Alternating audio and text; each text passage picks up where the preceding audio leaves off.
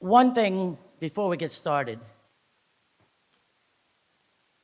Elisa, is there another candidates race for the supervisors in this city that has such a good-looking panel? Right? You're a movie star. That's hard to argue with. Okay, so thank you all, you good-looking candidates, which you all are. Thank you to El Toro for hosting this event. If you don't know Valerie Liu, Valerie, raise your hand. In the back, our corridor manager. She deserves a big hand for organizing this. And finally, thank you to all the people who submitted questions online. We received 18 questions, and we worked to trim them down to a reasonable amount in the time that we had available. So we included as many as possible and tried to merge them when possible also. Thank you, everybody.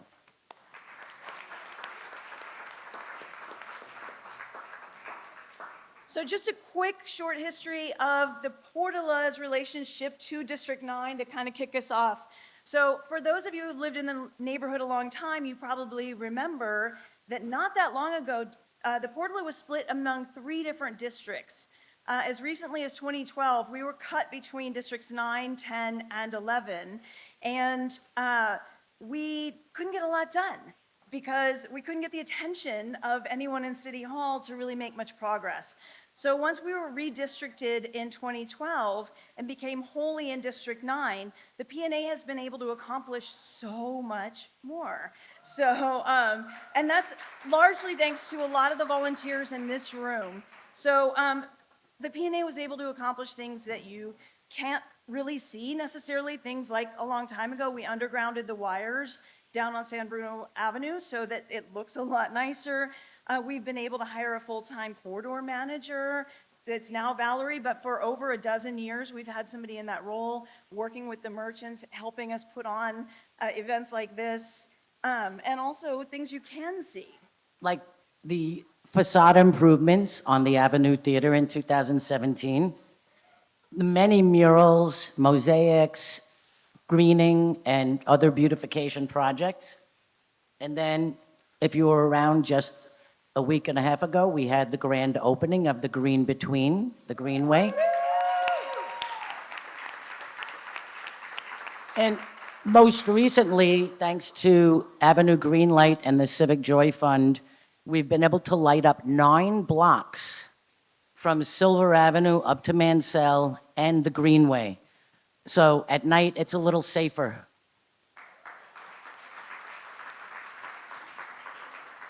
So the Portola used to call ourselves the best little neighborhood that you've never heard of because of our near invisibility in the city.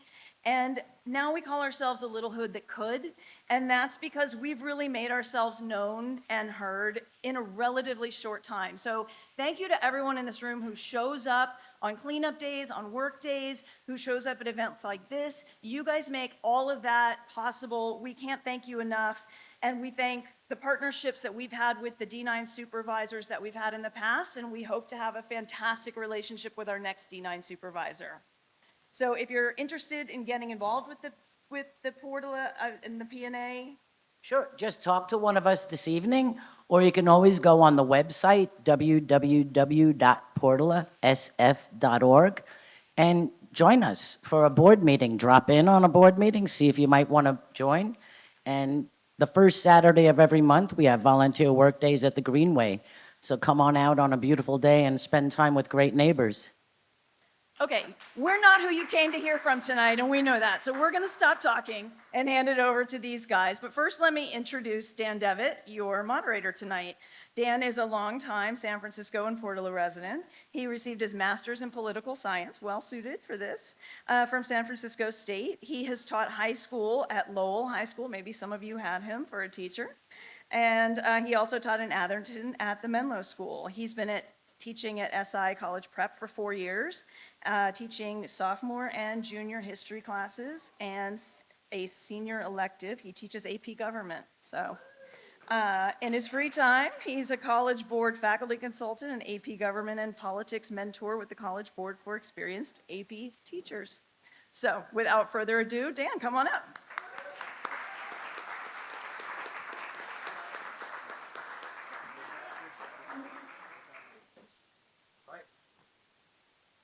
All right, thank you very much. Good evening, everybody, and welcome to the one and only Portola D9 Forum. Really excited to have everybody here. How many Portola people are here? Can we hear some hands here? All right, great. Appreciate it. Another hand, please, for Maggie, Alyssa, and Valerie in the P&A. Fantastic.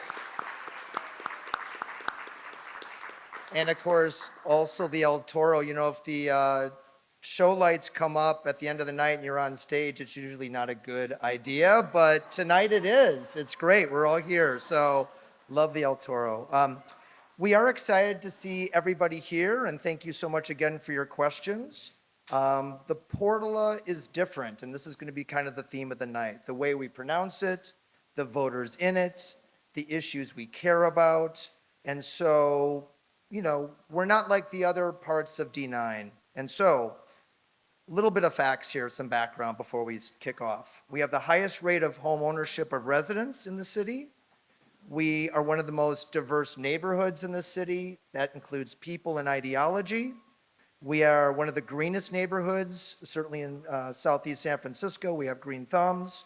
And so candidates, this is really your opportunity tonight to show the Portola what you understand and the needs that we have, and hopefully we're going to be able to vote for you. So first, some rules. Format. You're going to have 90 seconds for an introductory opening remark, which will start in a second, down that way with H. 90 seconds for the first question. Then we're going to shift to every other response will be 60 seconds. And then we're going to have a 60-second closing remark, okay? So it's going to be 90, 90, and then we'll shift over to 60 seconds. Each of you will be able to answer the same question, and I will rotate the answers as we go down the table and then back.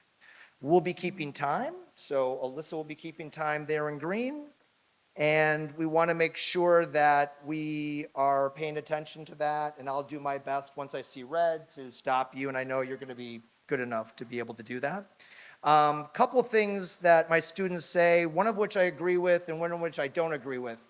Kids complain about what the adults have done with politics, and so I sometimes feel sympathy for that. So candidates, I know you're going to be respectful. I know you've done this a lot and you're experts, so please don't speak over one another and be respectful.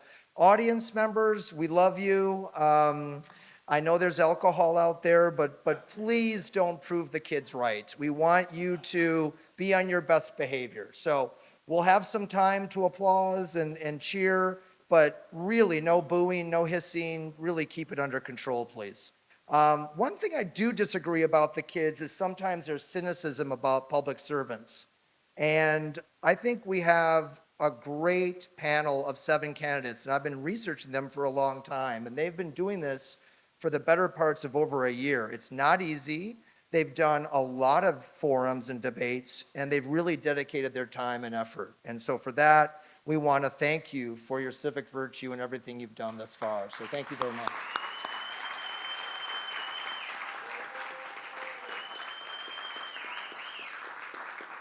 All right, and with that, we're going to start. So with introductory statements, 90 seconds, and we're going to actually start this way, Trevor, if you don't mind.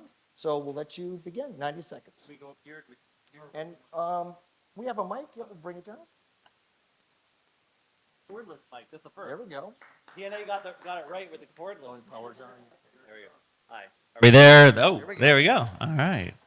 Hello, everyone. My name is Trevor Chandler. I live at 22nd and Harrison in the Mission, running for District 9 supervisor. My background is in LGBT civil rights. I worked across the country on marriage equality and non-discrimination laws.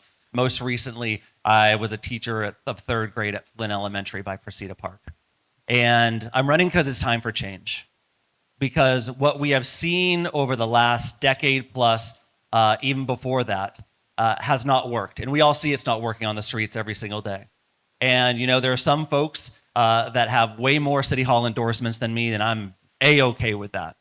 I have knocked on over 10,000 voters' doors myself, not counting my campaign, including every single registered voter's door in the Portola, because I believe that in order for us to have a true D9 supervisor, we need a supervisor committed to representing every neighborhood in District 9, not just one, not just two, every neighborhood in District 9. And that's why I've walked up and down San Bruno multiple times, earning endorsements that mean a lot to me, like Miss Jean, who I assume a lot of you know, who is actually going to be retiring in January. So if you haven't seen Miss Jean, tell her thank you.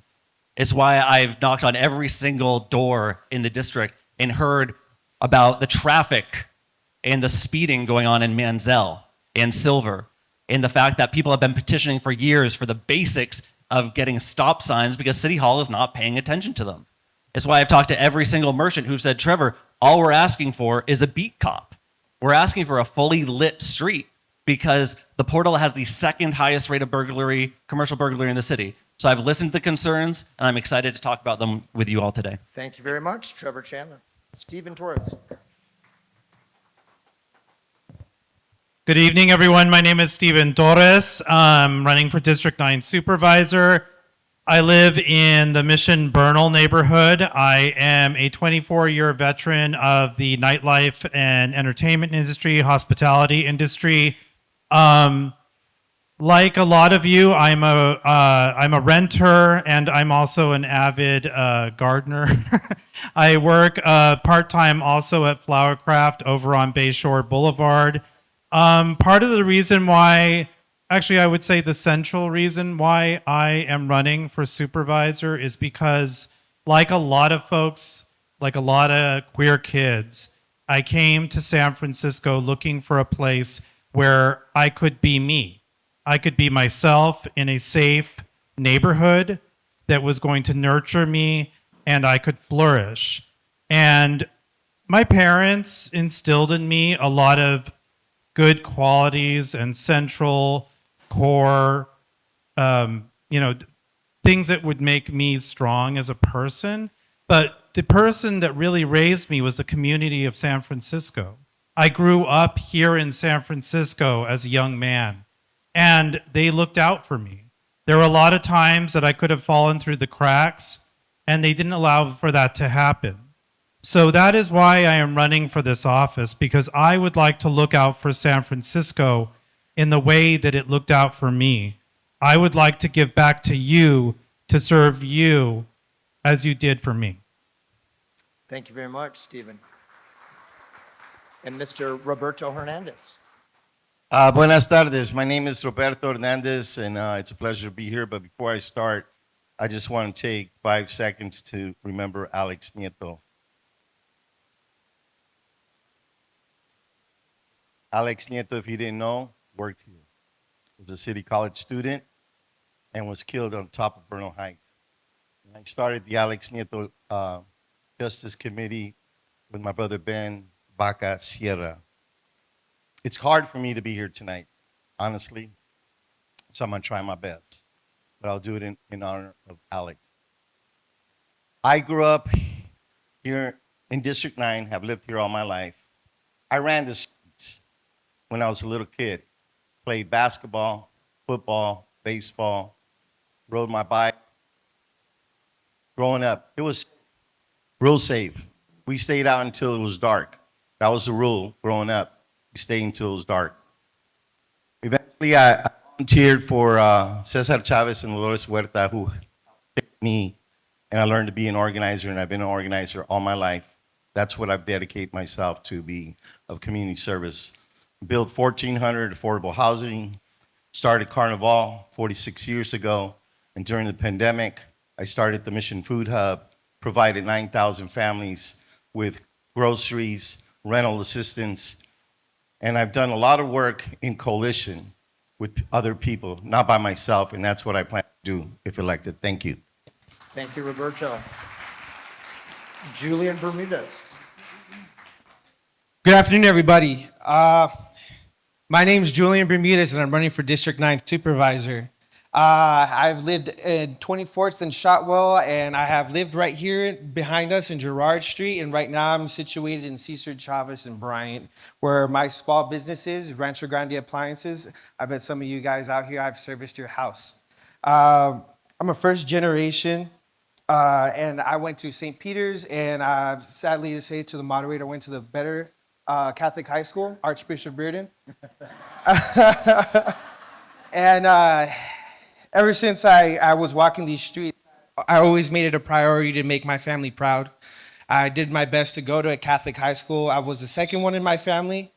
Now all my family goes to Catholic high schools, and I was the second one in my family to go to college. Now everybody in my family goes to college. I've always been the plowshare of my family, and right now I'm going to be the plowshare of the younger generation of San Francisco politics going into this new era. That is what is my goal. That is why I'm running. I'm running to inspire the next generation to be leaders. And sometimes it gets pretty hard, it gets demoralizing, and the imposter syndrome does get to me. But I always got to let myself know that I deserve to be here. And I work like I'm a front runner. And if elected, I'll give 100%. Thank you. All right, thank you, Julian. Jaime Gutierrez. Thank you. My name is Jaime Gutierrez, and I grew up in San Francisco. I was born here at UC Hospital. My grandmother raised me. She was a Rosie the Riveter. She came in 1941. She worked for Southern Pacific, and then eventually with Coast Envelope Company. My mother and my father were both laundry people at the St. Francis Hotel. They were union people as well. My mother was mentally ill. That's why she couldn't raise me, because she divorced from my father. But I was involved with her in getting into the system. So at a very young age, I was helping her out. And my grandmother put me through Sacred Heart High School. I couldn't get into Reardon High School, so I went to Sacred Heart, and I did pretty well for myself. I went into the military, and then I got out and I went to UC Berkeley. By the time I finished UC Berkeley, I was strung out. So my degree in ethnic studies and social welfare, and being voted the most likely to return to my high school to teach, fell by the wayside for a little while. And I've been back helping myself out and helping others. And I've brought hope to myself and my life, and I want to bring hope to you, to this district, to this neighborhood, to the state of the city. I want to bring hope, and I have special experience to do that in more ways than one. I drove a cab here for 25 years. I work for Muni. I've driven the 9 San Bruno, the 54 Felton, the 29. I'm grateful to be here. Thanks very much for this opportunity. Thank you. Thank you, Jaime. Jackie Fielder. Thank you. It's so great to be here in the Garden District. My first official tour of the Green Between was a year and a half ago with Maggie, so it's great that we're finally having this forum about District 9.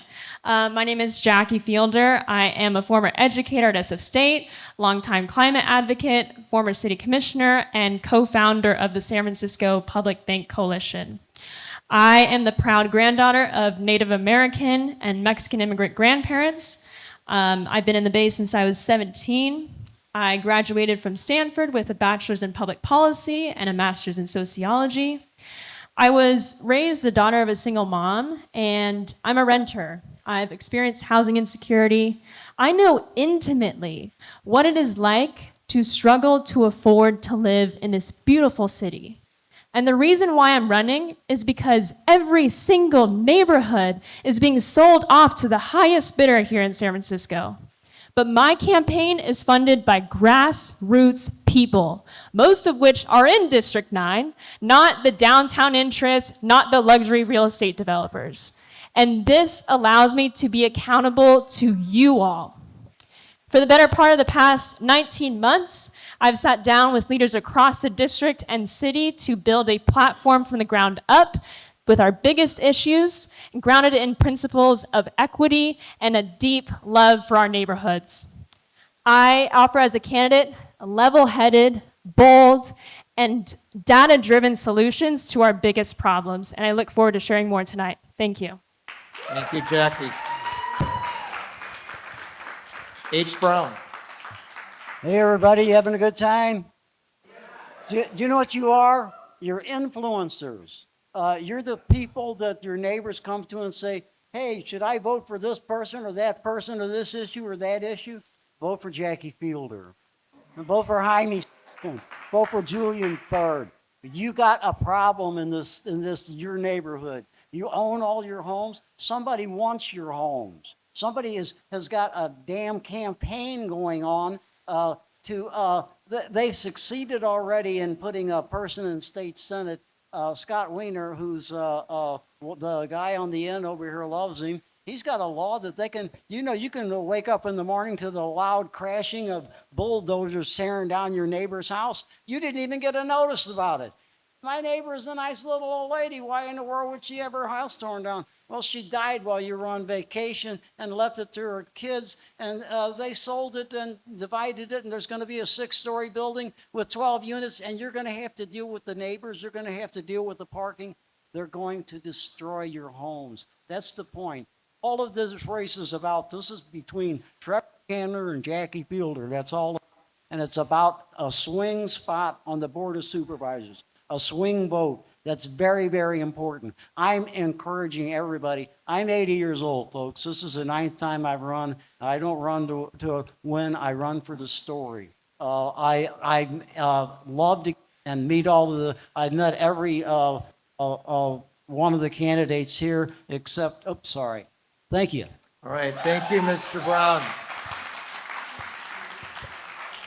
Alrighty, thank you, candidates. We're going to begin with question time, and H. Brown, we're going to start with you. You do have 90 seconds, a little extra time here. Does this thing work?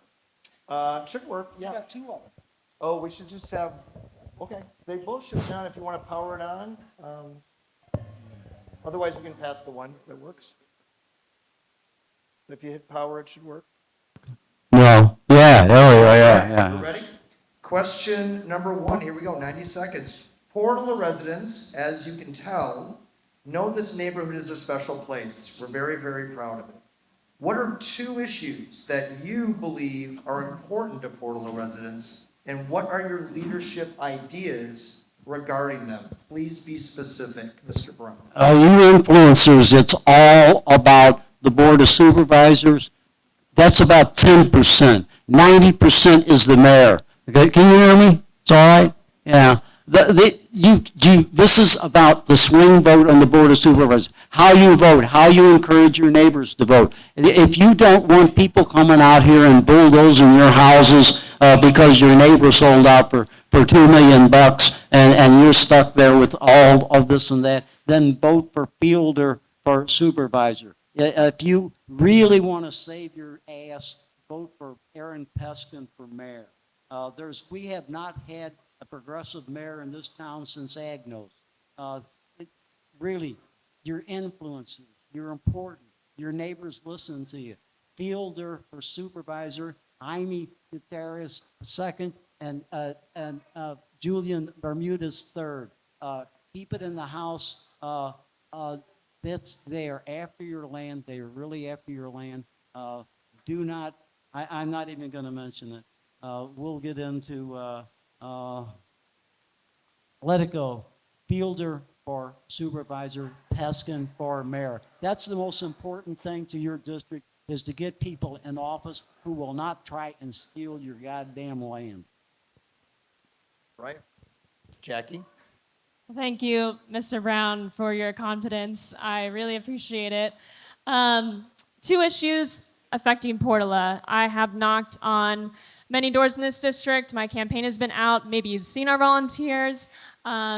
And 2 issues come up pretty regularly: public safety and pedestrian safety. So public safety-wise, we have the Bayview Officer Station, which serves the Portola neighborhood. And according to SFPD's staffing analysis in January of this year, there are only 5 officers walking the beat and 84 on auto patrol. And what we really need is officers that are out of their cars, walking the beat, building relationships with people in the community. Eyes on the street means less crime likely to be committed. That is the most deterrent effect, is having the chance of being caught. But also, we need to make sure that we support our small businesses. And right now, there's only funding to recover the cost of vandalism, not so much the preventative measures like locks, gates, and lights. As far as pedestrian safety, you all at the Portland Neighborhood Association and so many other organizations have done so much grassroots organizing to get street lights, stop lights, reflectors, flashing lights, and I worry every time I'm out door knocking past dark for especially the elderly folks who are walking across the street and the speeding cars going down our roads. We need a lot more of those traffic calming measures in our residential areas. Thank you, Jackie. So I agree about public safety. I think that this neighborhood, a lot of people don't know it because the media doesn't play it up, but this is a very high crime neighborhood and it needs to be looked at. It really needs to be concentrated on maybe opening up a new police station up where where Woolsey meets Holyoke. There's what do you call it? The greenhouses there. They could create something up there where they incorporate the community, what's going on. That way people won't feel afraid and they won't have to depend on the Ingleside station or across the freeway. So that's one thing. Public safety, for sure. The second thing would be the business corridor. There's crime corridors. There's ATMs being smashed and taken out of stores. These are the things that affect people, and people wonder what's going on in. I was driving a bus.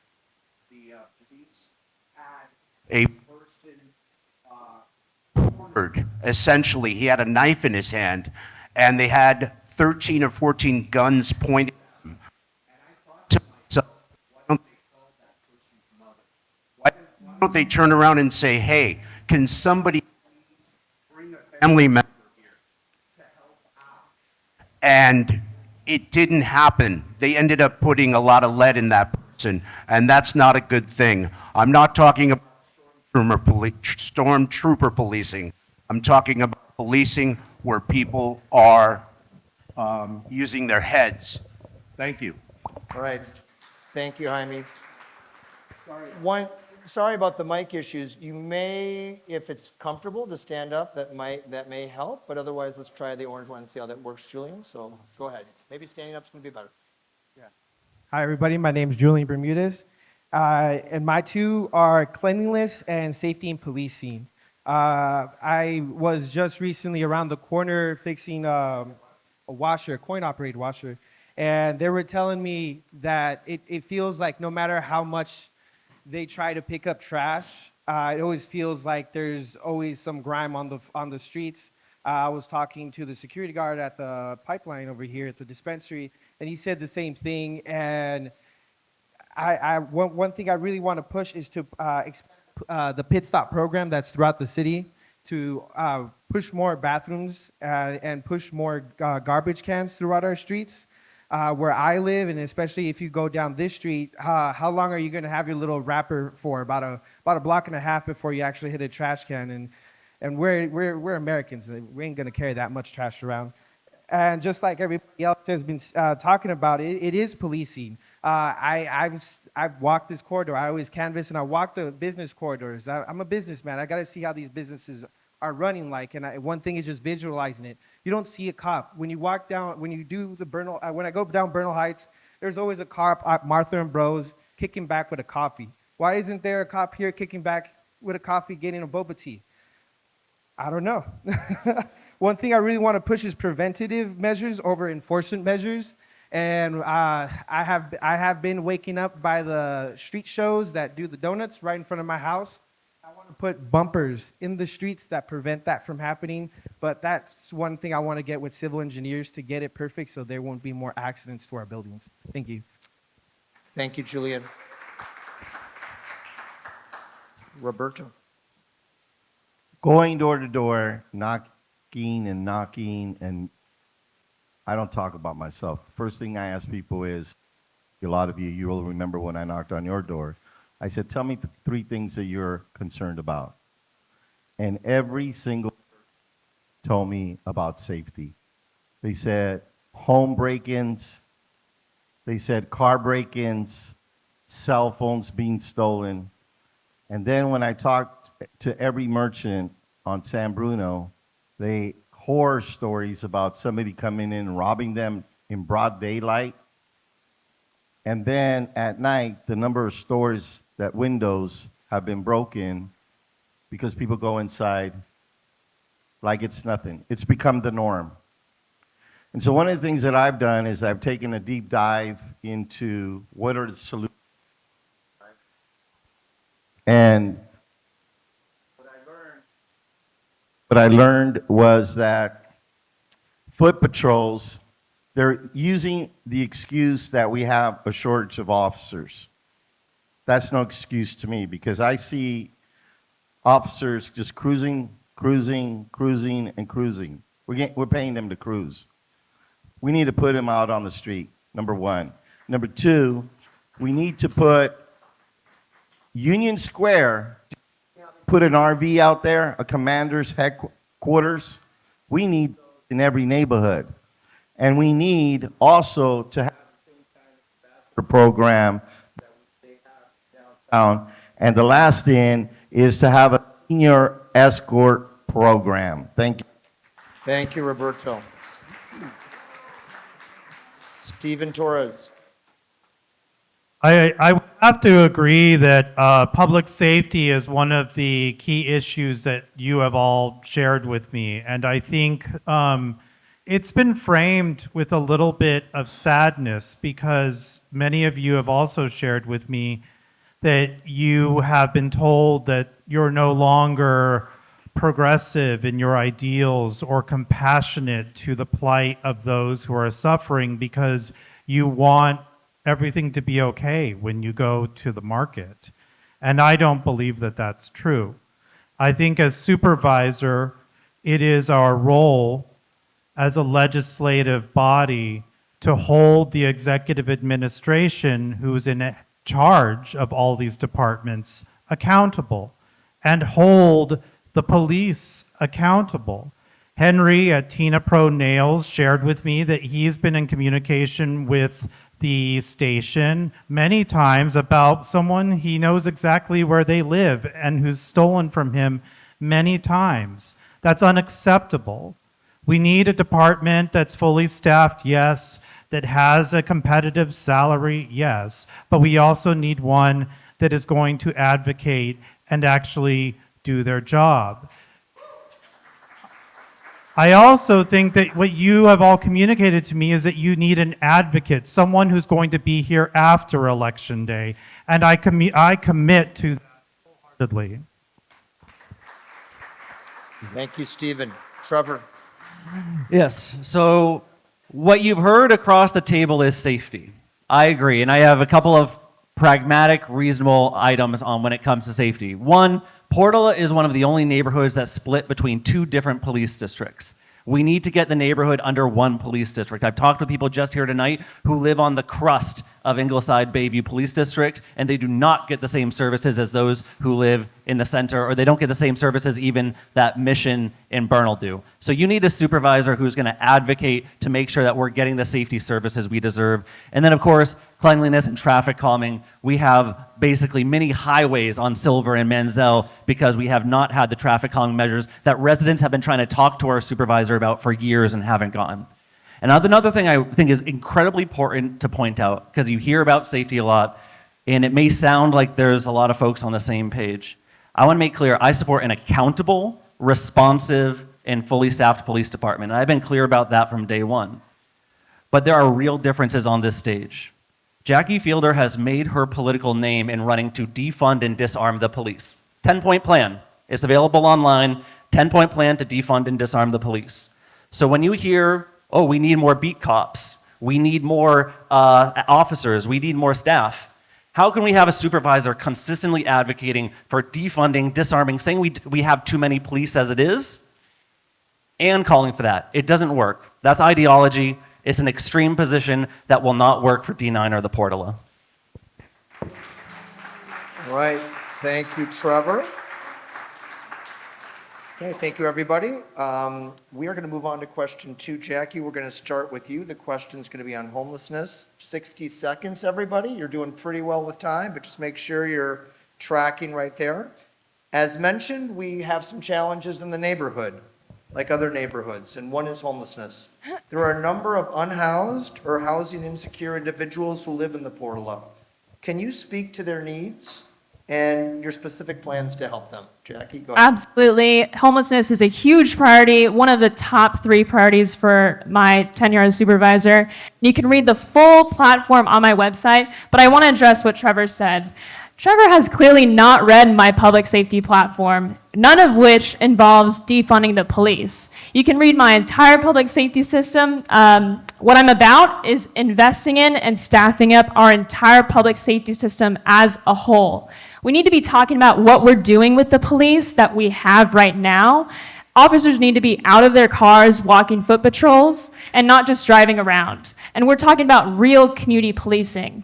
SFPD fields 60,000 calls a year for people with mental health crises. Those calls can be diverted to mental health professionals, and that would free up officers to respond to real emergencies and violent crimes. And we need a lot more. We need smart interventions targeting likely perpetrators of gun violence. We need a center for DV and human trafficking victims, tripling of community ambassadors, and mentorship programs for at-risk youth. There is so much more. I'm not about reactionary tactics. I'm about actual holistic solutions. All right. Thank you, Jackie.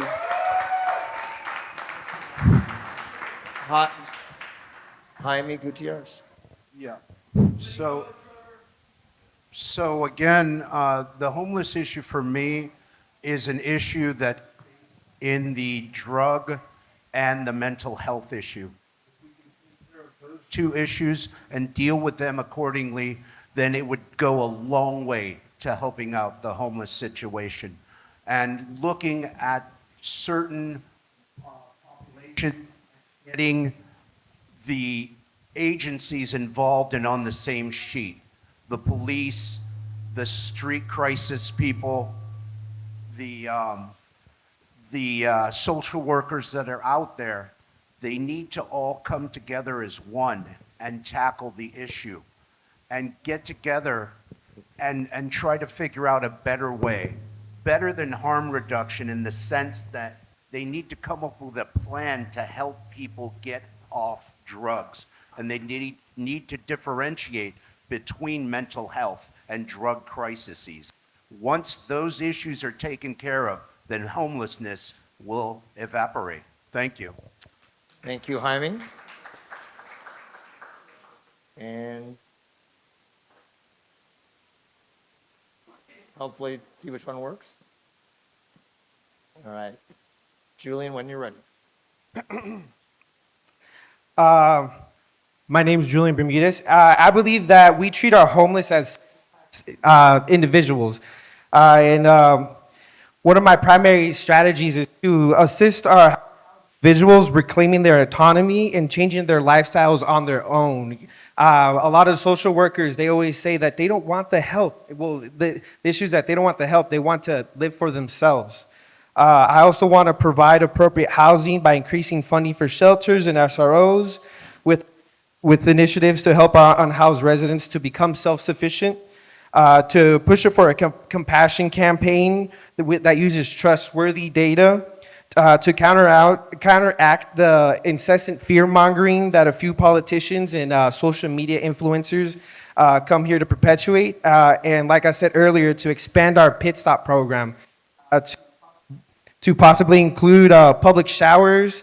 I have a lot of friends that are small businessmen that have thrift shops, and I'm willing to give out free. They're willing to give out free clothing to our homeless residents. Thank you. Thank you, Julian. And Roberto. We got to look at the root problem, and that's has not been. When you look at the number of people that got evicted, alone in District 9, we had over 10,000 people that got evicted. Where did they go? They went into RVs, they went into the streets. If you look at the number of money that this city has spent on homelessness, unhoused, by now we could have bought every unhoused person a house.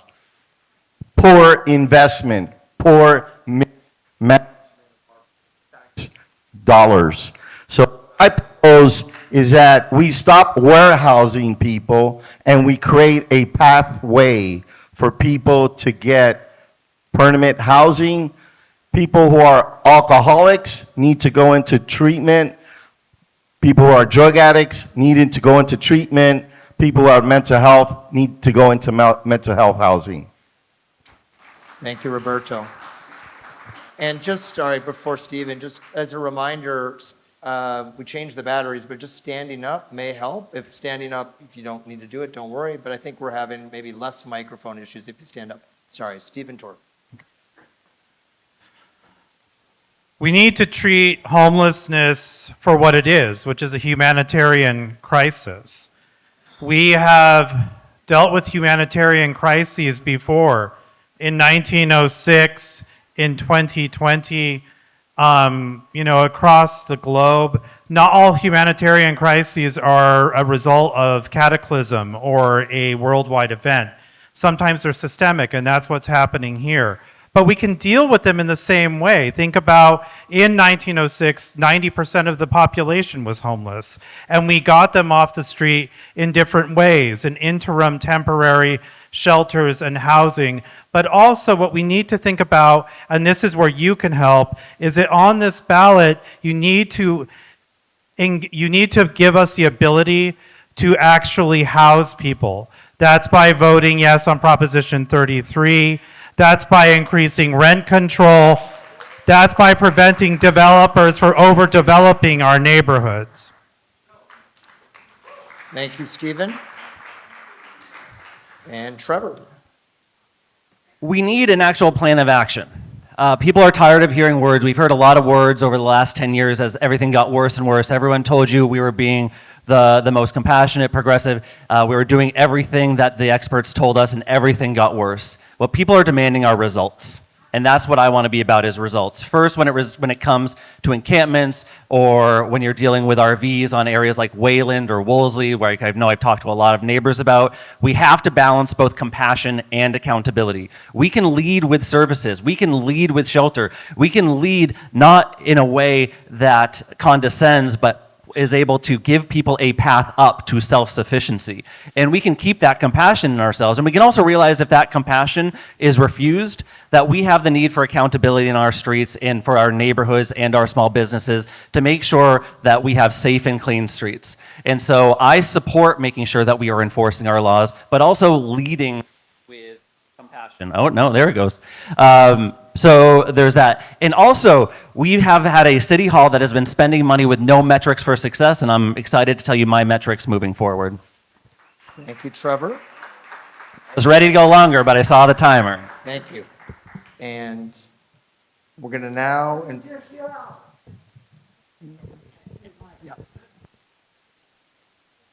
it me or you? H.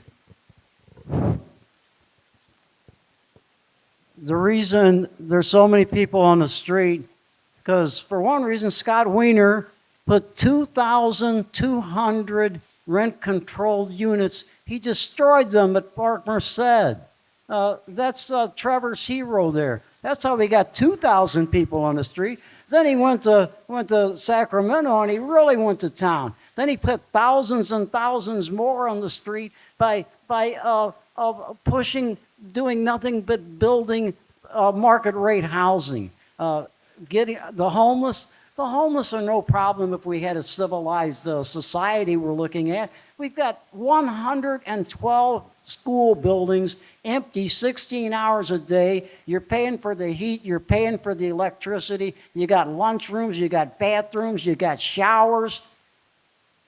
Folks, the problem is conservative government, conservative mayors. Thank you. Thank you, H. All right. We're going to move on to question 3. Everyone's doing great, by the way, audience and candidates. Thank you for holding it together. I am going to let you sort of let it out, audience, in a second, but just hold on. Question 3 is going to be about small business. 60 seconds, and we're going to start with Jaime. Jaime, the Portolas Business District is primarily focused on San Bruno Avenue outside. What would you do to increase foot traffic to existing businesses and help raise the citywide profile of the Portola? I think that the best way, there was the festival that was last week, the Autumn Moon Festival was very nice, and we should have more events like that based around businesses that feature businesses, and they can shut down the street and have them at night, you know, create that sense of community and safety by having people come out and urge people to come out of their houses and join what's going on. Because a lot of times with these sorts of events, a lot of outsiders come to the neighborhood, and that's fine. We want to feature the neighborhood, but we also want the community to be there as well. That way, everyone will get to know what the Portola's all about, that there is a garden behind the businesses, and you can walk back there, and maybe there's a jazz set going on, and people are having a good time there. And, whoops, time. Thank you. Thank you, Jaime. Julian. Hi, everybody. My name is Julian Bermudez, and I am part of a small business family. So this question actually is kind of perfect for me. But just like Jaime just said, is to increase the visibility, but it comes with increasing our cleanliness and actually promoting this side of the city. I have a lot of people that come and visit and ask, are we still in San Francisco? Like, yes, this is San Francisco as it can get. Creating each of our neighborhoods to have a distinct identity so people can actually go somewhere, like we go to the Chinatown market because it's Chinatown. Let's go to the Portola because it's the Portola. Let's go get some boba. Let's go get some good Chinese food. And I want to spread the greatness of this corridor to the rest of San Francisco. Like I don't like coming here because I come out 10 pounds bigger. Thank you, Julian. Roberto. With technology, have you ever noticed a new restaurant that opens up and there's a line around the block? Well, it's called social influencers, right? So I propose that we hire some social influencers and create a nightlife on San Bruno Avenue from 5 o'clock to 2 in the morning. And you imagine we have a taqueria, we have mariachis, get a taco and go enjoy some mariachis, or come here at the club and party until 2 in the morning and then go get some tacos at 2 in the morning. You know, San Francisco had a beautiful nightlife, and we could bring that back. It's just, we got to be strategic, we got to be smart, and we got to make some investment. And most important, that means that we have to have some safety, again, along with that. But most important, we need to market and promote the businesses here on San Bruno Avenue. Thank you, Roberto. Stephen. I too come from the small business sector. That's where I've worked for the past 25 years now. I served as an entertainment commissioner. I served in the cultural district program. We absolutely need to invest in local small business, and you need a supervisor that's going to be advocating for you when it comes budget time, when it comes with working with OEWD, when it comes with working with departments. And I agree that we need to reinvest in the culture and nightlife of this area. I've said for a long time that workers don't have a lot of options late at night, but also we could have a jitney like we used to in the old days that connects San Bruno to Mission to Valencia and provides safe passage for workers and revelers alike and keeps our neighborhoods connected, because the one thing that we absolutely have in common is these strong cultural corridors that we can all help grow together. So that is what I would like to do for all of you. Thank you, Stephen.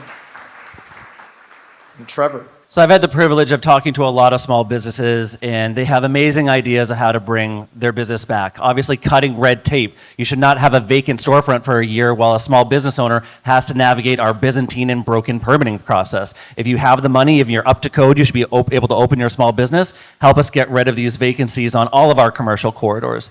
But in addition to that, and incentives, what they tell me is, Trevor, none of it matters. None of it matters if we don't have the safe and clean streets that will allow foot traffic to come here. We saw it in the Mission when the vending ban went into place. Foot traffic skyrocketed and small businesses prospered. That's what we also do. I don't pretend. I'm not coming into this race with a halo on my head thinking I have all the answers. You know why? Because you all have the answers. The PNA has the answers. The neighborhood advocates have the answers. What you all are asking for is for the city to do its basic job of providing you the services you pay for, so you can make the portal a special, so you can bring the ideas and highlight the culture. And as your supervisor, I look forward to advocating and amplifying that, but also getting the basics done right so you can shine. Thank you, Trevor. And H. Brown, microphone. Mr. H. Brown. I had a nightclub in St. Louis about this size. 50 years ago, seated about 300, and I think you've got a great neighborhood now. I think the bottom problem is public safety, and the reason that you've got a problem with public safety is because your police department is poorly led, and it's poorly led because you have a chief who is appointed by the mayor and is pulled, and they do not obey the mayor. They obey the Police Officers Association, which tells them to work as little as possible for as much money as possible. You need an elected police chief. Nobody's been agreed to do that. For the first 85 years of San Francisco's history, we had an elected police chief. For the last 65, we've had an appointed police chief. The police force has gone down, down, down. Cops on the street, foot patrols on the street. Thank you. Thank you, H. To sum it up, wherever the Portland Neighborhood Association goes, I will follow. You all have put in fantastic events, from the Autumn Moon Festival to Dim Sum and Cars, and that personally was my first time I've ever learned and played mahjong, and I brought friends with me who now know about Portola and the amazing offerings we have on the corridor. I've talked to small business owners, and it's a mix. It's ups and downs. We lost an ice cream shop, we lost a brewery, but at the same time, we got a new brewery. We got Hey Neighbor, which is an amazing anchor for the Portola Green Between. And it's just been really lovely and inspiring, honestly, to see the partnership between the PNA and City Hall, where we have an amazing synergy of people that are invested in bringing more people, that, as well as the social media manager, just in general, more marketing to the city and beyond about the amazing neighborhood of Portola. Right. Thank you, Jackie. All right, so we're almost at halftime here, and I want to make sure you all have been so well behaved. If you could let out the applause now, just let it go. Just get it out of your system. All right.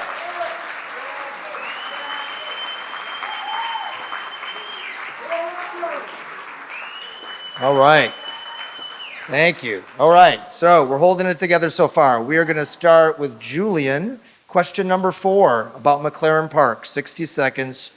Julian, as you may know, D9 shares with D10 and D11 a substantial part of its border with the city's second biggest park, McLaren, a cherished park, something we all love here.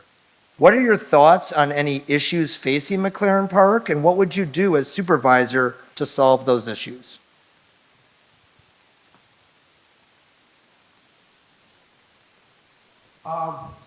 My number one thing is I do want to redistrict that side so it could have its own So it doesn't have to fall into that limbo of 3 districts actually governing that. That's my number one thing. When someone says, "Oh, so what's District 9?" and I have to specifically say that this part is specifically like this, blah, blah, blah, blah, blah, blah. But that just goes into the redistricting part. I feel a lot of the issues come up because the 3 districts can't get along. It's always that district doesn't like this guy, and then it goes into a whole bureaucracy of it. And if we can, hopefully we can go address that and do something about it.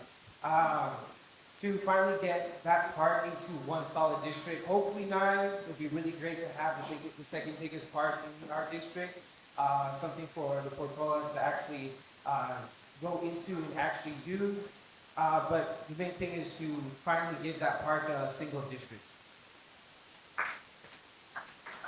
Thank you, Julian. Roberto.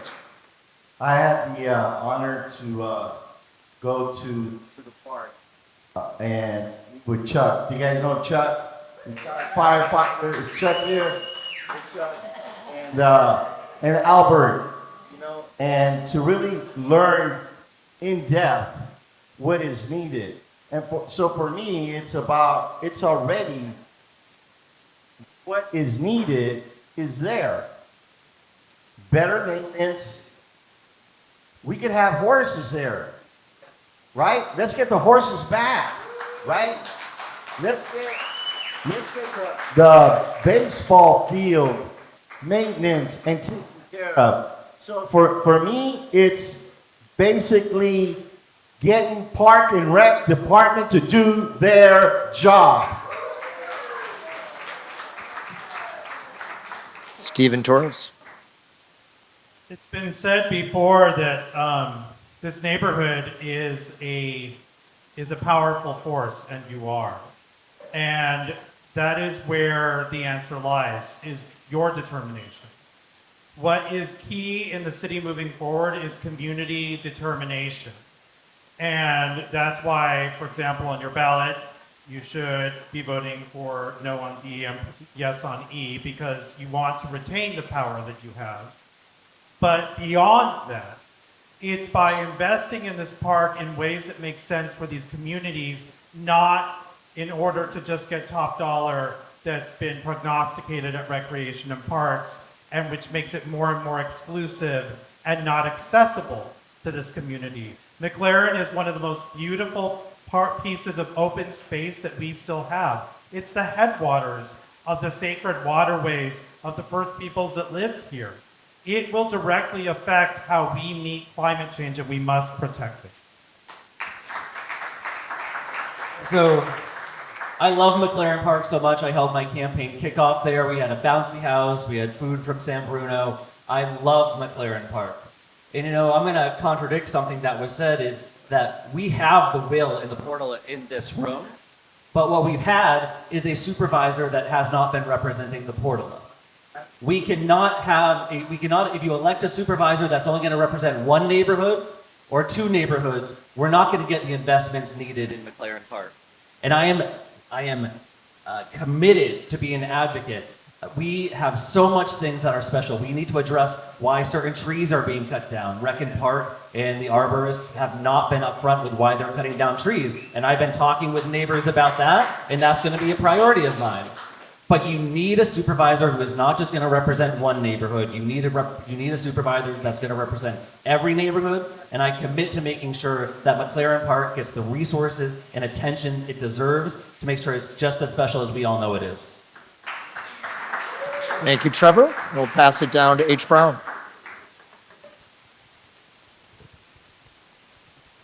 You're about to lose 800 100-year-old trees in McLaren Park. The guy named Jake Speed, who my buddy down there on the end referred to, got 800 of them lined up. He's already cut a couple of thousand of them going up from Mount Super on all over the city. They call that getting rid of, they want to put native plants back there. Okay, did you know that the Monterey pine is considered a forest species? They're cutting those too. Fact of the matter is, those are the best homes in the city, other than Golden Gate Park, for your owls and your raptors and your hawks and your songbirds, are in the park. You gotta save the trees to begin with. That's what, the trees are what makes the park. You gotta stop this guy.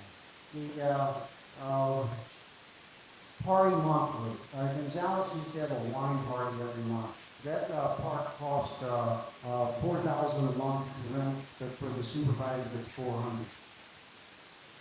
Thank you, H. Jackie. McLaren Park is such an underrated park. I've had a lot of amazing memories with friends walking through and taking hikes, but few things jump out. One is the fireworks. For veterans, for people with pets, for anyone with a toddler or baby, fireworks can be really concerning for noise pollution, just general quality of life. And we recently had a fire in the current park when it came to fireworks. So I'm one of those people that I love to display, but also I kind of feel like we should do without them. Secondly, what about more concerts? There's amazing apparatus already in play for other parks, and that brings people to the community, gets them acquainted with the neighborhood, and could even bring more foot traffic to San Bruno. And then lastly, something that I think I really care about is anti-corruption. It's almost like every week we hear about a new corruption scandal in the city. There's a number of candidates for mayor that have corruption scandals tied back to them. The current mayor, as well as our Carol, who I don't support. And I'm someone who doesn't take contributions from the luxury real estate developers that have been profiting from this corruption, and that is why I'm accountable to you all. Thank you, Jackie.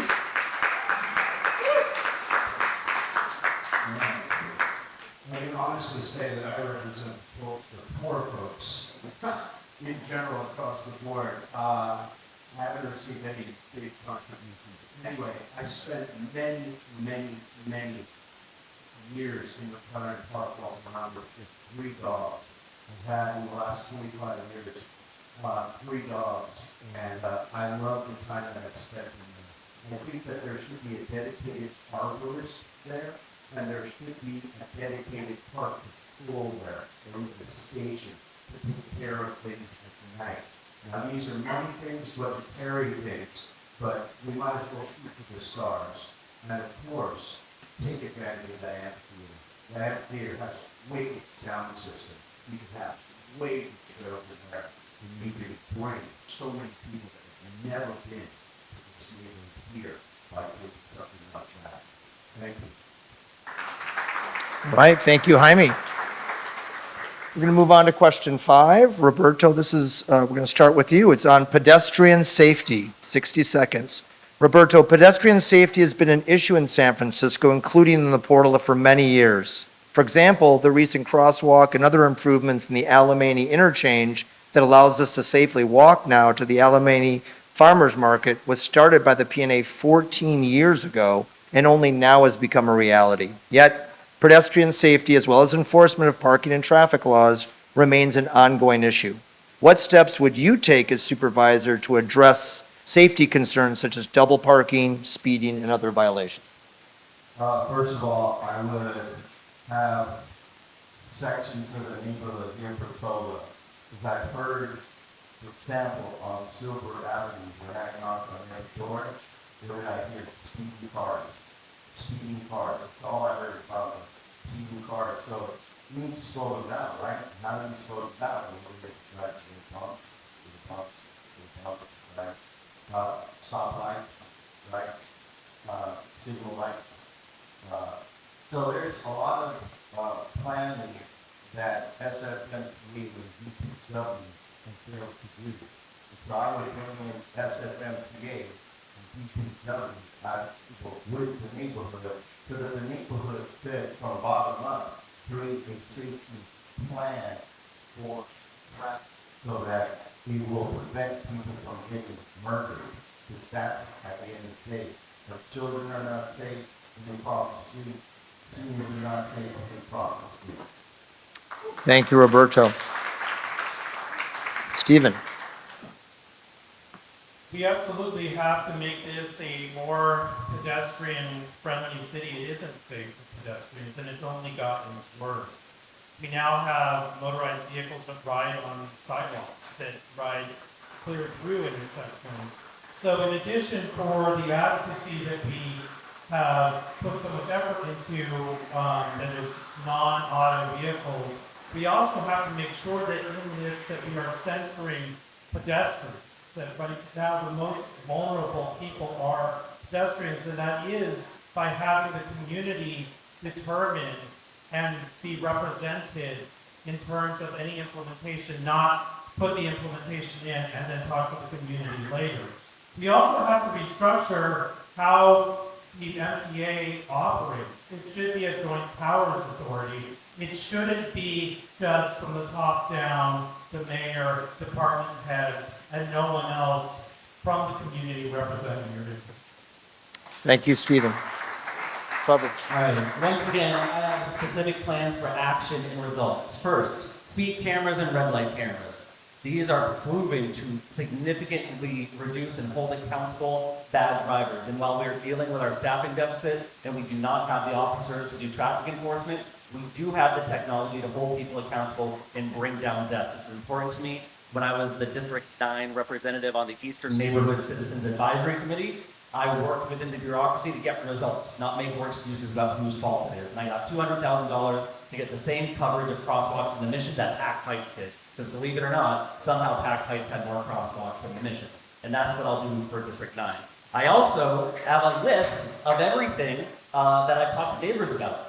So if I'm lucky enough to be elected supervisor, I know that I need to go to Gottingen and Menzel because there's a blind spot that you can't turn. Because I took a note on that. I took a note on every single conversation I have, and I have a to-do list for it. And I'm the only candidate that has supported increased police technology that will allow us to hold bad drivers accountable, in addition to sideshows and the dirt bikers that have been riding up and down like the highway in our streets. Thank you, Trevor. We'll pass it down to H. Mr. Brown.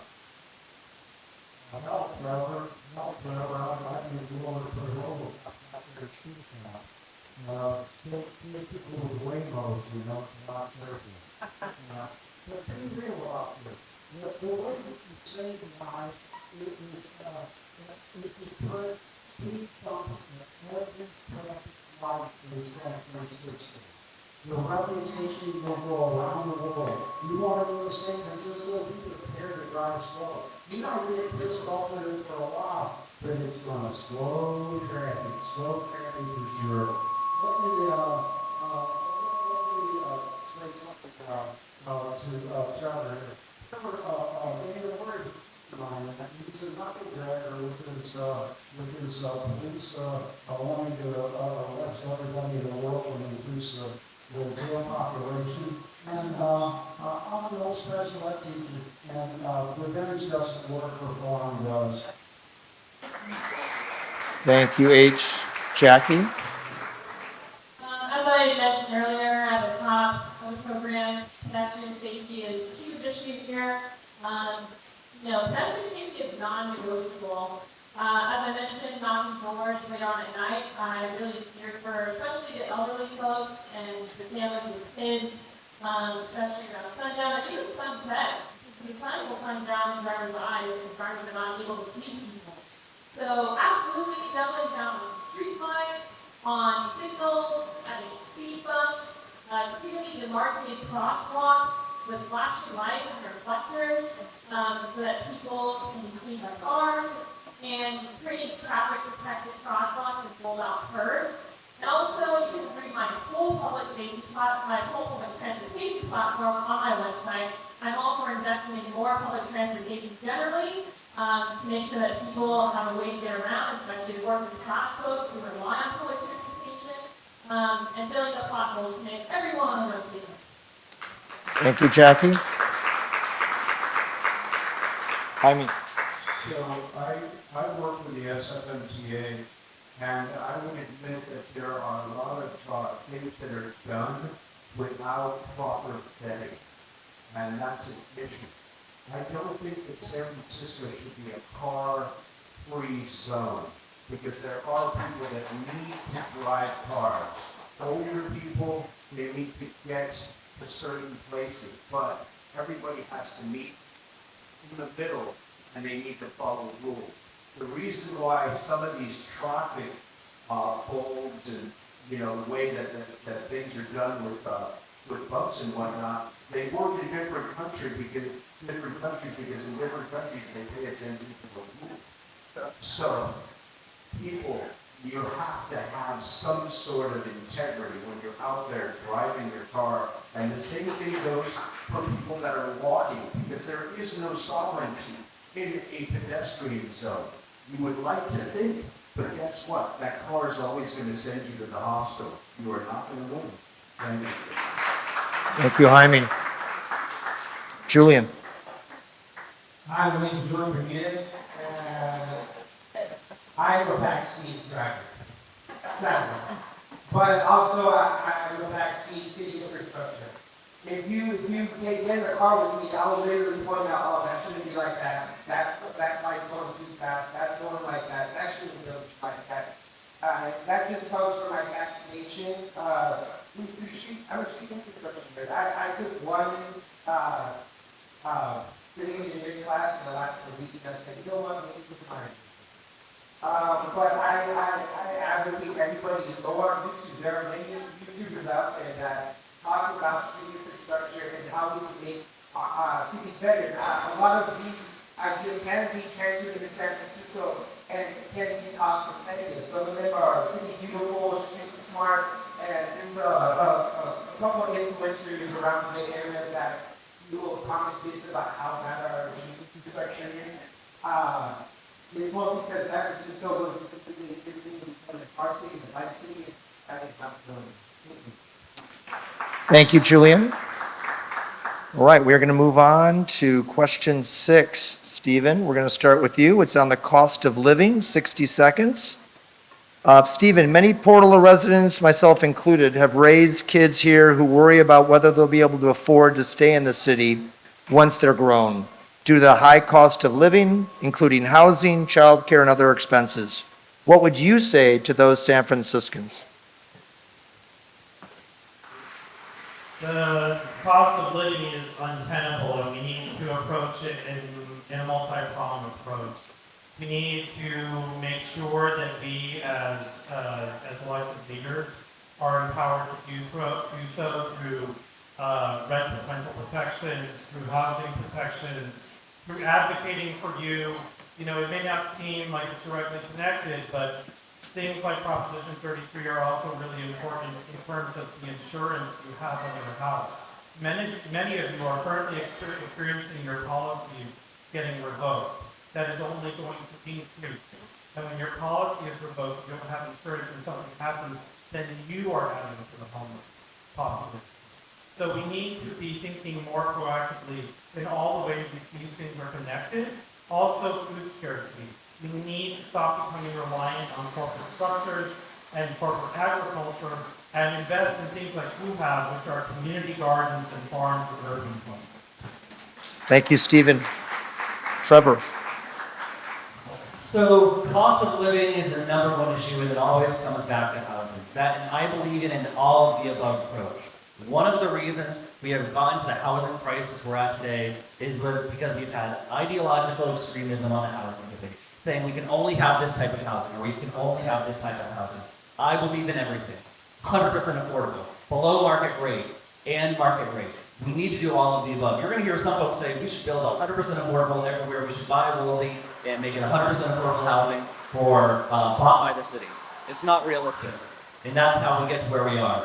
I'm proud to be endorsed by Senator Wiener, whose bills are responsible for the largest expansion of affordable housing in the state, and has been opposed by Jackie Fielder on this stage because it was the largest expansion of developer and public housing in the state. I believe in practical things that get results, not ideology I can feel good about and then nothing happens. So if you want results and you want action on housing and cost of living, I'm your guy. Thank you, Trevor. And down to Mr. Brown. Johnson, your boy, Wiener, like I say, 2,000 unit apartment flood alone. Fact of the matter is that we had a genius here 120 years ago in the Henry George. And I mean, Einstein's favorite housing person. George invented something that you can see in the home again. And the fact of the matter is that the sales should be coming out every single piece of property that is available anywhere. And that tells the fact how it exploited the land. The people who exploit the land my boy over there, Peter's, kid, Scott Lee, I did San Francisco has overbuilt market rate housing. We need 82,000, we're 150% of market rate housing. We're below only on the low price because the things won't run money together. Thank you, H. Jackie. I'm not even going to address what Toro said because I don't think he knows what he's talking about. I have an extremely detailed plan to build 43,000 units of affordable housing and meet all of our state level goals for housing. Now I want to talk about a project on San Bruno that you probably all know about. It's a project that was a complete disaster, originally approved for 10 units, but the developer wanted to cheat the system to maximize profits. And what ended up happening was a criminal investigation, a $1.2 million settlement for fines and code violations. Tenants were at risk of displacement, and 2 of the city officials that approved this housing were actually found to be guilty of corruption and accepting bribes. And so I'm actually really proud to not accept contributions from luxury real estate developers and fight for truly affordable housing. We're not going to get there unless we invest in affordable housing. Right now, not even market rate housing is being developed because there is not the financing. You can look a lot more of my ideas on this at my website, drforest.com. Thank you, Jackie. And Jaime. I grew up in San Francisco where it was easy to get by. And today, that's not the case. Hence, we don't have artists, we don't have musicians living here anymore.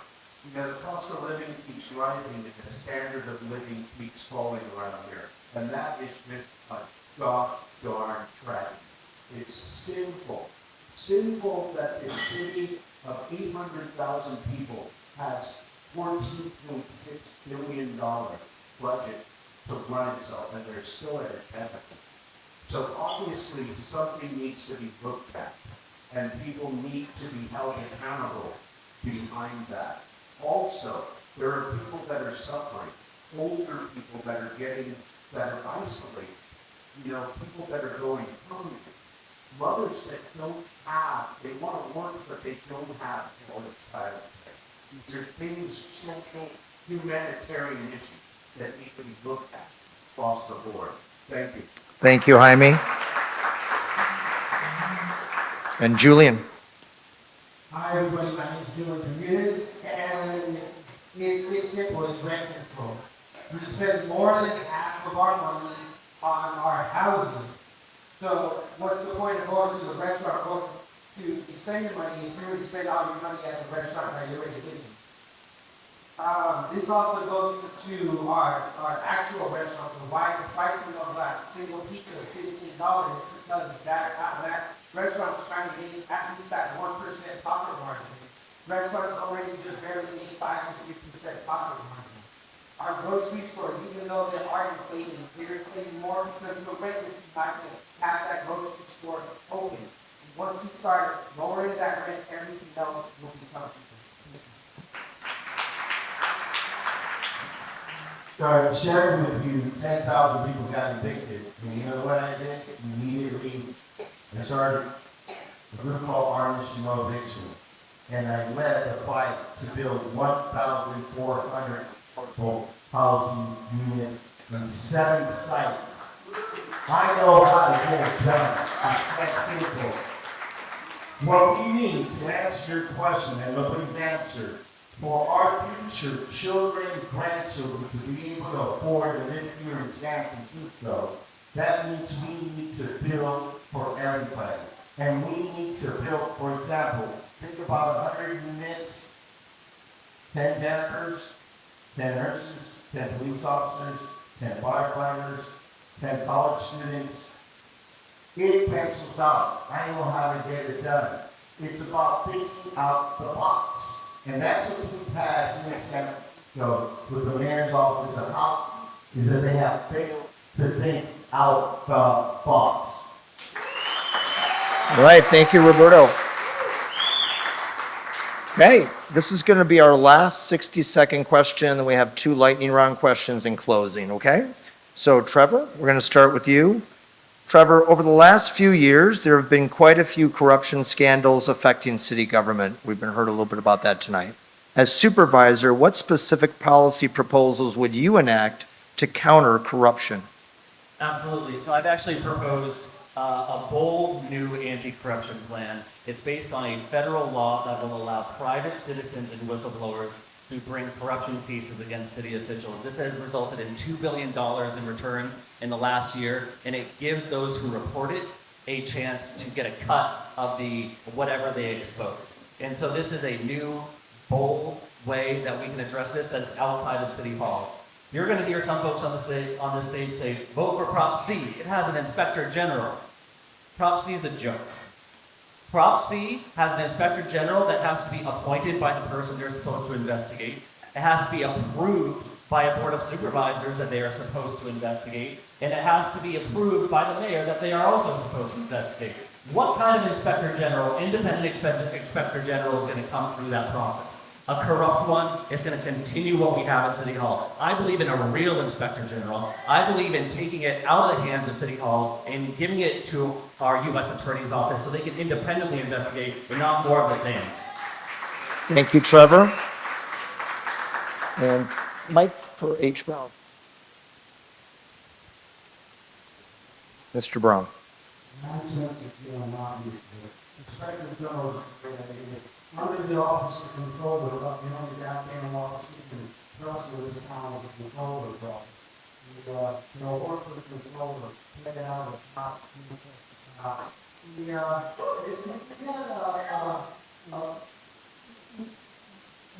a precedent,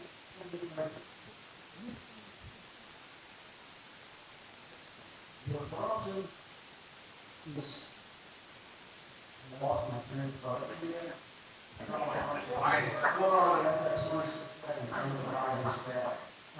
You've got, you need an inspector general. What sort of safeguarding this AI, artificial intelligence? You're going to develop a program to the inspector general, and if you answer 25 questions to me, I'll be able to tell you the better than going to bargain in the subway and Tokyo 3 years ago because of technology that here. Nobody inspecting general with technology. Thank you, H. Jackie. The idea that Trevor specifically is going to advocate for good governance is laughable, considering he's aligning himself with the same exact interests that are backing the current mayor, who has been the subject of all these different scandals going back to 2020 and even before.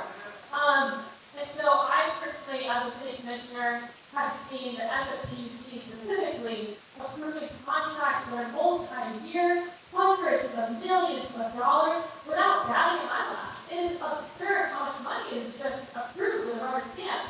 I've talked about Parks and Rec, I've talked about the Department of Building Inspection, that have been also the subject of corruption. I think we need stronger contract auditing protocols. I think we need zero-based budgeting, which is where right now how it is in budgeting, you take the amount from last year's budget and you tack on a percentage or you decrease the percentage. We have to start from the bare bones and justify every single expense that we're paying as taxpayers, called zero-based budgeting. We need lots more, and I'm someone who can deliver on that because I'm not supported by the establishment interests. I'm not funded by them. I'm supported by grassroots people all across the country. Thank you, Jackie. Okay, Jaime. So, I'm not the smartest human I'm very much claim to be. But what I do claim to have is integrity. And I think that there's a lacking bit of integrity when you're dealing with, say, non-profits. I'm not saying that all of them are bad, but some of them are bad. The ones that are top down, that are taking this, it's taking, a $4 or $5, $700,000 yearly salary. And we're giving a certain amount of money to say some of them to help people get sober. And at the end of the year, there's only 2 or 3 people that have gotten sober. You know, that needs to be looked at. So with a magnifying glass, and let's get down to brass tacks and light that one up. Mom, I'm out of time. Thank you. Thank you, Jaime. Julian. Hi, everybody. My name is Julian Bermudez, and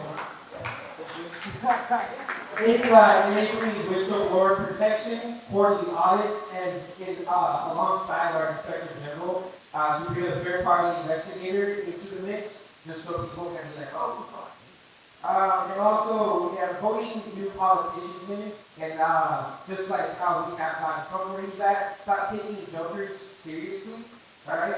And I advise everybody to go on Google and search up the Phoenix Project.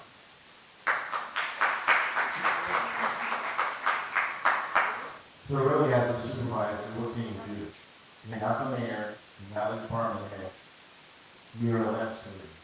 And what I would do, day one, is create legislation to change the structure that we have currently in the city. And what I mean by change, the city controller, and H, you're absolutely right, is the most honest, well-run department in San Francisco. So let's give the city controller, and I will do the legislation to empower them to create the standard that is needed for nonprofits to comply with and every city department as well. And the beauty of this, and will stop all this corruption, is that every nonprofit and every city department will be audited every year.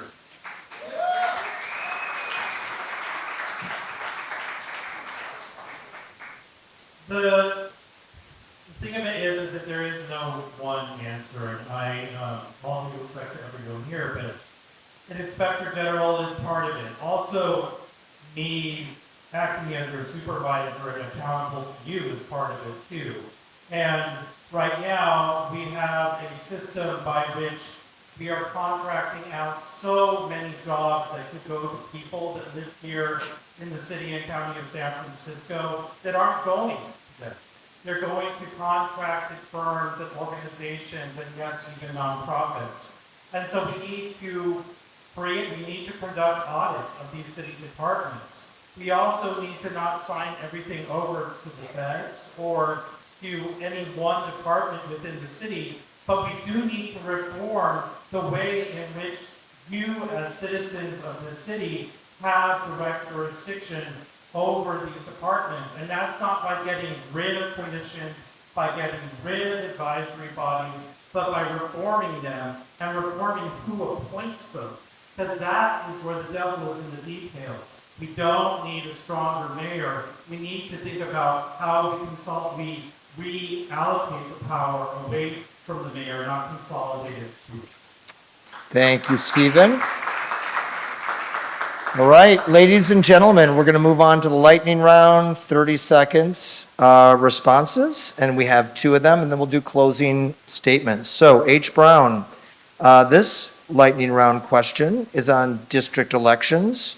There's been talk in the city of doing away with district elections and going back to citywide elections.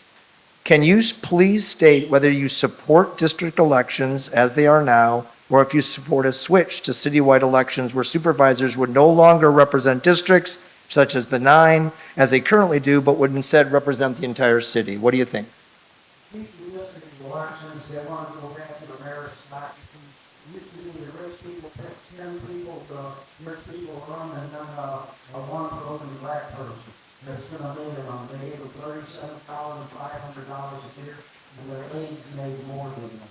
It's ridiculous. You need to each different election and you lose your voice and how we told you very good. I support the district elections, and there was a professor at Columbia that had, I think, a really great quote on this, because I think what you might hear is that, oh, we need someone to live for the good of the city, and they're not getting along with the mayor. So, quote, when you start saying the problem is that the board of supervisors doesn't support the mayor, no, that's the point. That's not a bug, that's a feature. The legislature always does oversight. If you weaken their ability to do oversight, you create a problem.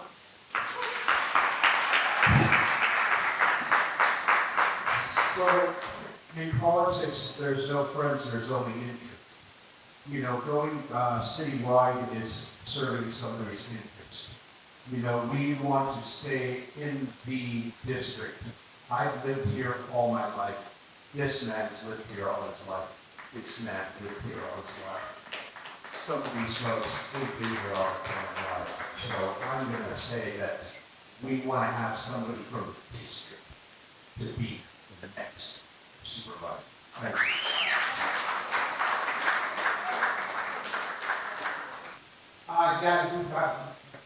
My name is Bruno. District elections is representation is the #1 goal. If we go back to citywide, that means they're not going to be here doing this debate. They're going to be in Pack Heights and Cow Hollow. They're going to be in the marina 24/7. They're not going to care about us. We need to keep district elections so we can have a seat at the table. I am Julie Bermudez. I was involved in district election and organized the very first ballot. Eventually we got it passed by the voters. And I can accept the difference between having citywide elections and having district elections. There's no question in my mind. D9.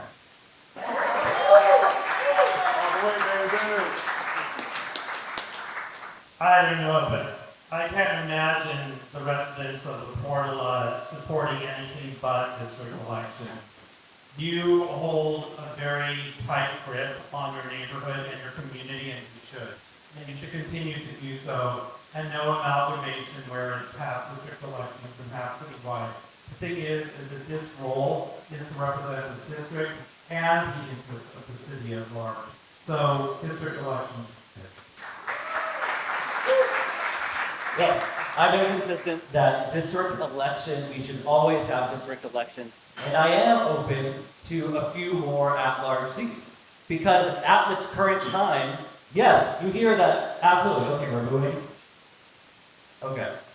So, what we have right now are people that are supposed to do district elections and citywide, but we don't. I want at least 3 more at-large seats, so we have someone keeping a check on the mayor. Not so we can give the mayor a free pass.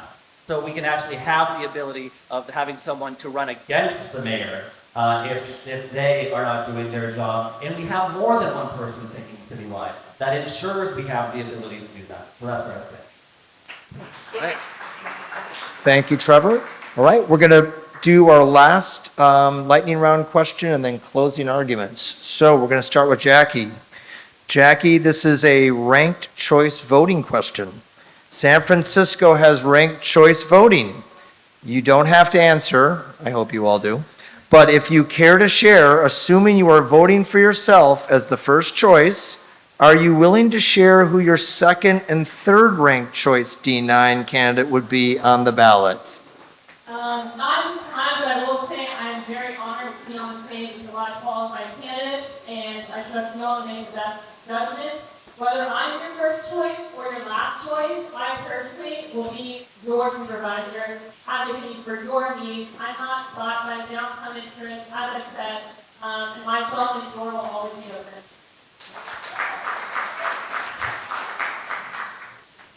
Well, I'll tell you what, I like everybody up here. I really do. But I'm only going to vote local. I'm only going to vote for Giants fans and not these two are Giants fans. Yes, I think I'm Giants fans. There's one Cardinal fan.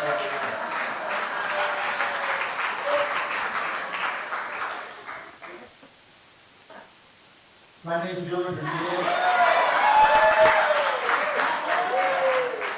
And I'm voting local. Yeah, Hernandez, and I'll vote for Hernandez. And we'll vote for the Niners.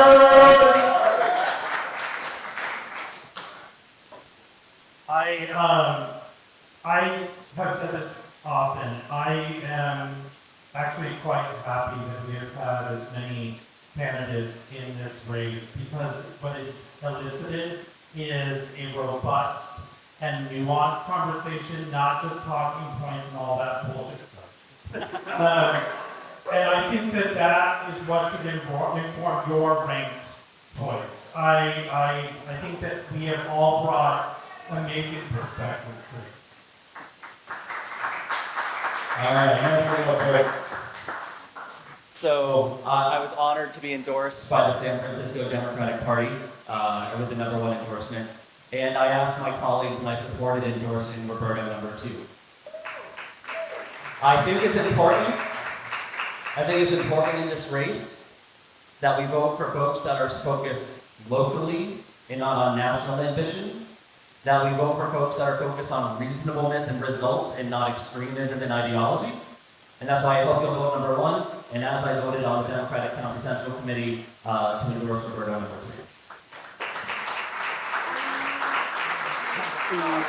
Koch? The Democrats, several committees nomination is worth nothing.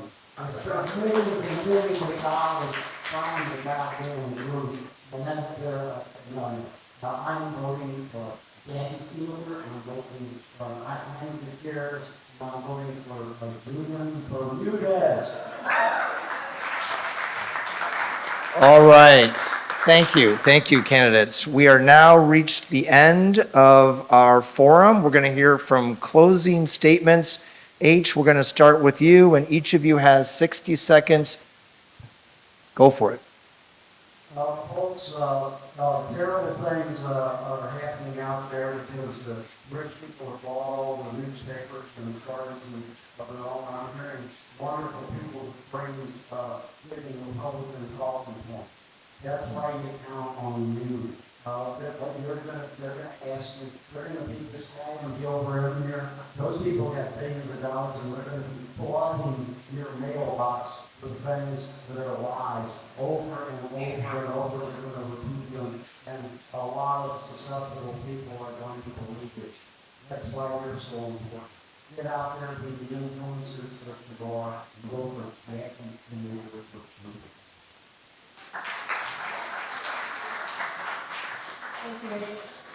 Thank you all for being here tonight. We're really lucky in District 9 to have such amazing, interested people that will take time out of their busy lives to be here, so thank you all. And that's what my campaign is about, with very detailed policy platforms that you can roll over for yourself on my website at jacquelineforsyth.com. My perspective on San Francisco and this district in general is very simple. There should not be 1,800 homeless SAUSD students. We should be able to house every single one of them. We have the ability to invest in affordable housing, to keep our small businesses open, to make sure that every single child in this city has a bright future to hope for. And whether I'm your first choice or your last choice, again, I will serve you. That is why my campaign is the #1 choice of the teachers, the nurses, 911 dispatchers, healthcare workers, UPS truck drivers, hotel workers, the League of Pissed Off Voters, yes, that Women's Political Committee, Rose Pack Democratic Club, and so many more. I hope you'll join me, and thank you all so much.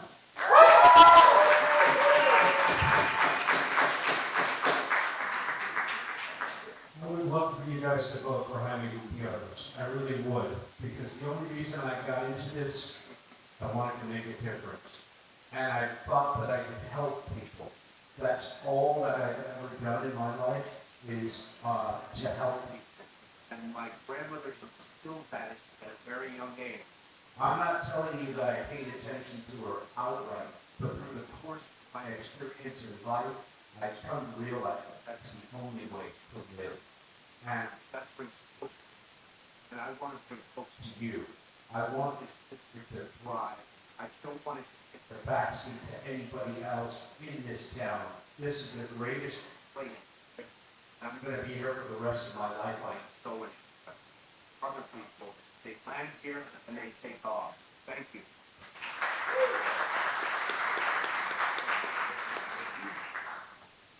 speak one last time. My name is Julie Bermudez. And just like I said in my intro, I have imposter syndrome, and we're going to testify. I grew up in an age and a mission where you either get shot, go to jail, or work that 9 to 5 that you used to nowhere.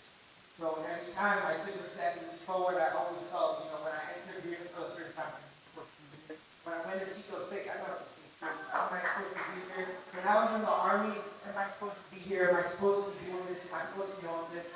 And exactly when I stood here right now, I saw the lights. Am I supposed to be here? Yes, I'm supposed to be here. I want everybody to look yourself in the mirror. I deserve it. I want everybody to be motivated. There's sometimes that someone can. I'm here to tell you, you can. If I leave with anything, let me inspire you to do better and to do your best. Right.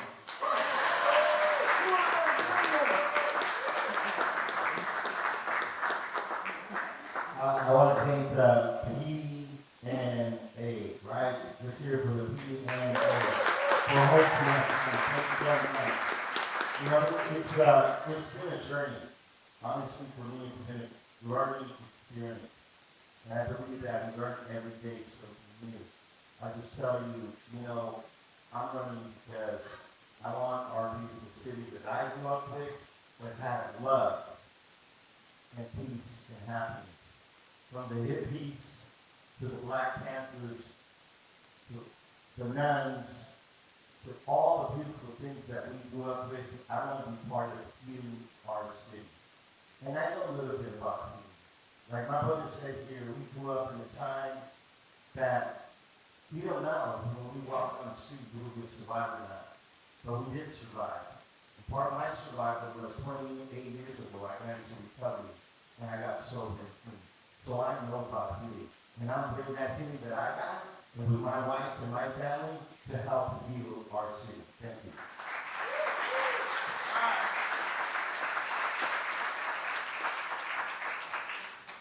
This has been a long run, and I just want to say thank you to you all from the bottom of my heart for sharing everything you had with me when I knocked on your door, seeing you on the street.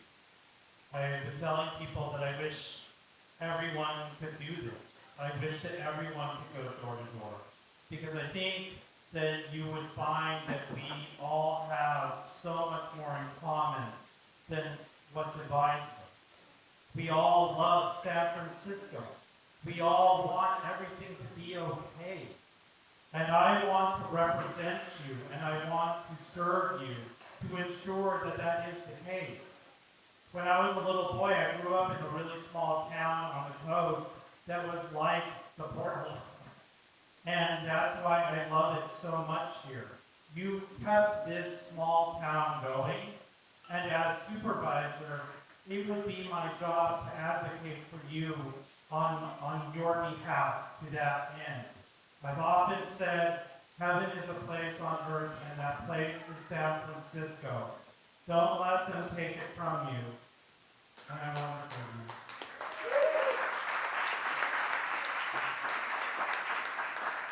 Thank you all so much. The great thing about this election is it's clear you have a choice. What I'm offering is change. If you want more of the same, you can check who the incumbent has endorsed. It's a really good indicator because the incumbent has regularly endorsed whoever won the seat. We have the opportunity to change that and actually have someone from outside the D9 political machine that will represent every single neighborhood in District 9, not just one. And what I'm offering is team reasonable. You may not agree with me on everything. I don't expect you to. My life has been about tough conversations. That's what my work in LGBT civil rights was about. Going door to door, talking about in some of the most conservative areas in this country, trying to get them to support non-discrimination laws and marriage equality. But if you want to be a part of a team that won't boo your ideas, that won't tell you don't know what you're talking about, but will take you seriously, because we know that you care about San Francisco just as much as we do, but we want to bring reasonableness and not extremism and ideology that's going to perpetuate our problems, I'd be honored to have you vote.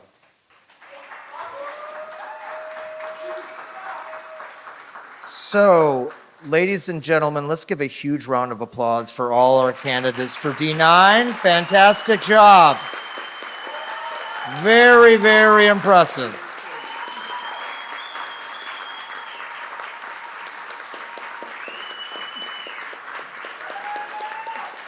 Fantastic job. It does seem like kind of a weird traveling sideshow that I'm sure you've been on for a very long time, and I will report back to my students, while some of you were kind of naughty, the rest of you, you guys were giving it your all, and you're fantastic. We do have a very important election coming up. The odd number districts are up. This district is a huge, huge election. We need you to get registered. Please tell your loved ones that, the registration deadline is coming up in October. Ballots are being sent out on October 7th. So if you notice the tenor of the debate get a little bit more heated, it's because we're in crunch time now. So please tell everyone to register. Thank you, Portola, for showing up tonight, and thank you, candidates, for doing what you do. You bet. Great job. Good luck. Take care, everybody. Take care. Thanks very much for coming. Thank you.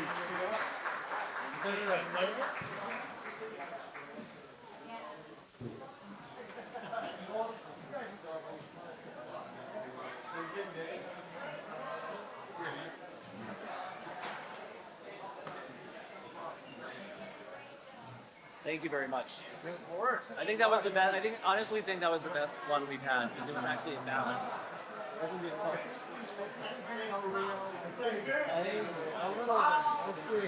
Yeah. Thank you again. You just needed to let people drink for an hour more, and then Yes, I know.